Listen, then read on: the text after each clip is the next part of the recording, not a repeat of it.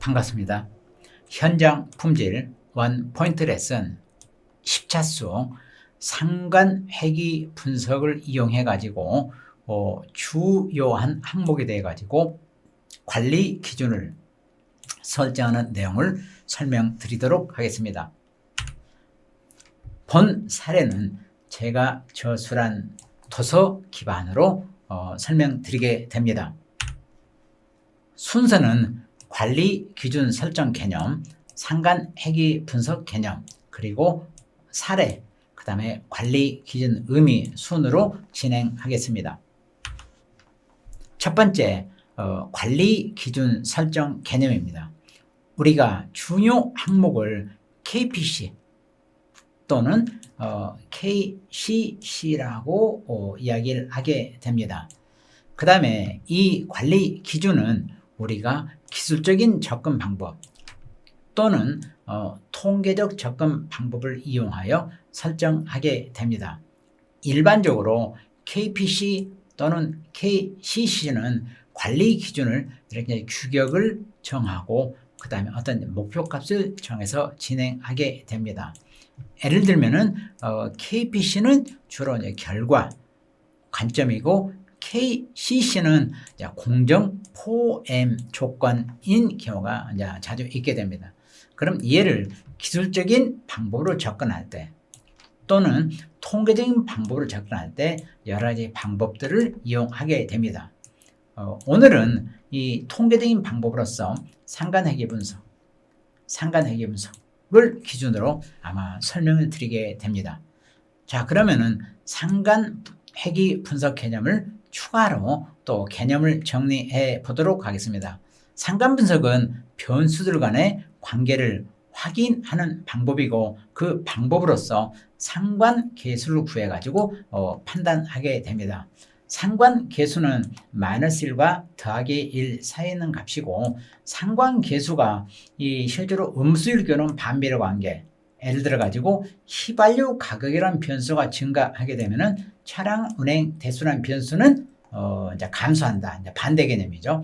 그 다음에 양수일 때는 정비례 관계, 예를 들어 가지고 미국 주가가 증가하게 되면은 한국 주가도 증가한다. 그래서 양의 관계입니다. 그래서 실제로 이제 상관계수를 보고 절대값을 기준으로 0.9 이상이면은 관계가 밀접하다. 0.5 정도면 관계가 조금이다. 0.7이면 관계가 보통이라고 읽게 됩니다. 자, 그러면 우리가 상관 분석을 통해서 무엇이 품질에 영향을 주지 그걸 알아볼 때 이제 활용하는 부분이고요. 그 다음에 회귀 분석은 어떤 규칙이 보이게 되면은 이들과의 관계식을 찾는 방법이 바로 회귀 분석입니다. 그래서 회귀 분석을 하다 보게 되면 관계식 플러스 R제곱을 얻게 됩니다. R제곱은 0과 1 사이에 있는 값으로서 결정계수라고 이야기하게 되고 이 식이 얼마 정도 데이터를 설명하고 있는가 그것을 나타내는 어떤 값입니다. 그래서 우리가 이 회귀 분석을 구해 가지고 얘가 의미 있으면은 얼마로 관리해야 되지 그 기준을 아마 설정하는데 활용하게 됩니다. 자, 그러면은 두 번째 예시를 가지고 설명을 드려보도록 하겠습니다. 자, 어떤 기업에서 터빈 휠 조립품을 가지고 생산하는 과정 중에 이 터빈 휠은 터빈, 댐퍼, 서브, 허브로 아마 구성이 되어 있어요. 그래서 이 세 가지 부품 중에 어떤 부품이 영향을 줄까? 그래서 어떤 이제 단품이 이제 균형이 있어야 되는데 흔들린다라고 했을 때 어떤 영향을 주겠니? 그것을 알아보기 위해서 터빈 밸런스가 크고 작고 댐퍼 밸런스가 크고 작고 그 다음에 S 허브 밸런스가 크고 작고 란 내용을 가지고 이렇게 실험을 1, 2, 3, 4 진행해 보니까 서브 허브 밸런스의 영향이 굉장히 크더라고요. 그래서 이를 개선하자라고 잡아가지고 얘에 대한 부분을 아마 진행을 해봤어요. 자, 그러면 실제로 현장에 가가지고 서브 허브란 부품에 대해 가지고 6개를 확인해 보니까 이 밸런스 값이 나오더라고요. 근데 이 밸런스 값이 작으면 양품이고 크면 불량인데 그 판단 기준은 10을 기준으로 하고 있더라고요. 그래서 3개가 이제 좋은 제품이었었고 나머지 3개는 안 좋았어요. 그래서 각각 부분별로 여기에 해당되는 값을 측정해 가지고 엑셀에서 이렇게 이제 상관 분석을 진행을 했어요. 해보니까 이 밸런스의 상관 분석을 밀접하게 주는 게 그래서 B3가 밀접하게 영향을 주고 있더라고요. 그래서 이 데이터를 보고 이쪽 분들한테 이제 이야기를 해봤어요. 야, B3가 엄청 영향을 주고 있다. 이거 관리하고 있니? 물어보니까 아니요 하더라고요. 왜 관리 안 하니? 물어보니까 얘는 중요하지 않습니다라고 알고 있더라고요. 그래, 그럼 한 번 더 확인하자 하고 얘를 가지고 그래프를 그려봤어요. 자, 그 그래프가 얘거든요. 얘를 우리는 산점도라고 이야기하게 됩니다. 그래서 점이 흩어져 있다. 자, 그런 내용이에요. 그래서 산점도를 엑셀에서 그래가지고 엑셀에서 바로 회기식을 구하고 R 제곱을 구했습니다.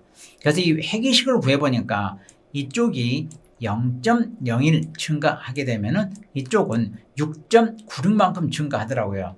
스펙이 10이니까 0.01이 굉장히 값이 작은 값이 아니었었어요. 그 다음에 이 식은 설명 능력이 87%, 그러니까 이 선과 점이 일치하는 비율로 보셔도 좋아요. 그래서 얘 관리해야 돼 해가지고 어떤 밸런스 스펙을 기준으로 관리 기준을 이제 설정했어요. 그래서 이렇게 관리 기준을 설정하고 실제로 이제 엔지니어가 실효수도 층에도 확인을 더 했어요. 해보니까 마찬가지로 이런 경향이 나왔어요. 그래서 바로 이제 표준에 반영을 하고 관리를 해가지고 이 밸런스 문제를 해결한 아마 그런 내용입니다. 그래서 여기서 언급해 드리고자 하는 것은 회기식을 이용해서 관리 기준을 설정했구나입니다.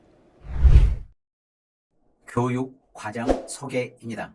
미니탭 솔루션 센터를 활용한 데이터 분석과 품질 개선 실무 과정입니다. 여기에서 미니탭 솔루션 센터는 품질 문제 해결 도구를 아마 집합해 놓은 프로그램입니다. 교육에서 제조 데이터 분석, 품질 개선 실습, 그리고 현장 사례 중심으로 아마 진행하게 됩니다. 자, 그럼 이제 사례를 끝나고 이제 마무리를 하게 되는데요. 실제로 우리가 어떤 조건 상관 분석한 거죠. 얼마를 관리해야 되지?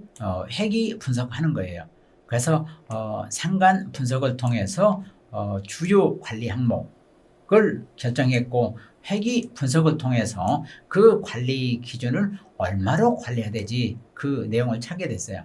그래서 이 관리 기준은 어떤 그 경험적인 요소도 있습니다만 데이터란 부분도 우리가 소중하게 봐야 된다는 그런 부분이었고, 그래서 데이터 기반의 관리 기준이 안정적인 이제 품질을 만든다라는 이제 내용입니다. 자, 그럼 여기서 더불어 추가로 설명드리고자 하는 게 관리 기준을 목표값 기준으로 관리할 것인가 아니면 관리 범위 기준으로 관리할 것인가 라는 부분도 여러분이 인지했으면 해가지고 좀 이제 가져왔습니다. 예를 들어 가지고 여러분이 3개 회사의 부품을 갖다 쓰고 있어요. 그럼 어느 게 좋아요? 라고 했을 때 아마 C사가 좋은 거죠. 그래서 주어진 관리 범위를 이 빨간 선 안으로 했을 때 3개 회사 다 관리 기준 안에는 들어옵니다. 근데 우리가 진짜 좋은 것은 이제 C사인 거죠. 그래서 목표값으로 관리해야지, 이제 그 부분을 인지해 드리고자 이 예시를 좀 가져왔고요. 그 다음에 다쿠치 박사도 손실 함수, 손실 비용을 이야기하면서 이야기를 하신 게 어떤 특성이 있으면은 그 특성은 목표값에 가까울수록 손실은 적다.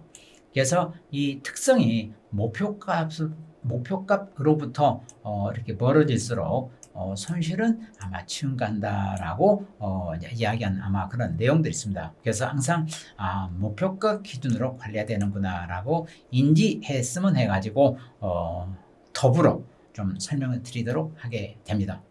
자, 그럼 이제 마치게 되고 본 자료는 댓글에서 여러분이 받아보시고, 그 다음에 궁금하신 사항은 이메일로 연락 주시면 됩니다.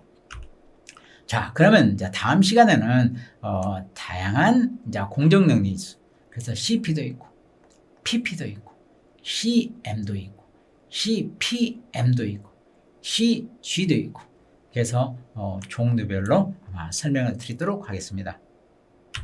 자, 그럼 마치게 됩니다. 감사합니다.